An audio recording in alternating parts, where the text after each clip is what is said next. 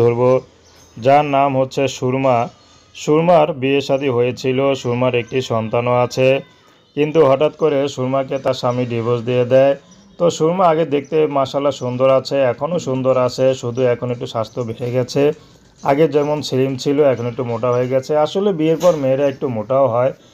তো সুরমার স্বামী সুরমাকে ডিভোর্স দিয়েছে। তো বর্তমানে সুরমা তার মার কাছে থাকে, তার বাবা নেই, তার সন্তানকে নিয়ে সুরমা খুবই কষ্টে আছেন। তো সুরমা চাচ্ছে তার এই কষ্টের জীবনে যদি 70, 80, 90, 100 বছরে কোনো পুরুষও যদি তার পাশে থাকতে চায়, সুরমা বিয়ে শাদী করতে রাজি আছে।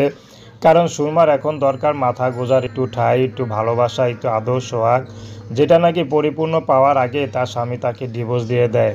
সুরমা তো কোনো দোষ করেনি, কোনো অন্যায় করেনি। সুরমা চেয়েছিল শুধু স্বামীর সাথে সংসার করতে, কিন্তু সুরমার স্বামী সুরমাকে অনেকেই খারাপ আচরণ করতো, অত্যাচার করতো, নির্যাতন করতো। তারপর তার সব সহ্য করেও থাকতে চেয়েছিল শুধু সন্তানের মুখের দিক তাকিয়ে, কিন্তু সুরমার স্বামী তাকে ডিভোর্স দিয়ে দেয়। এখন তার কোনো থাকার নিয়ম নেই, কারণ এখন তো সে পরপুরুষ। সুরমা কখনো চায়নি যে তার একাধিক পুরুষের সাথে তার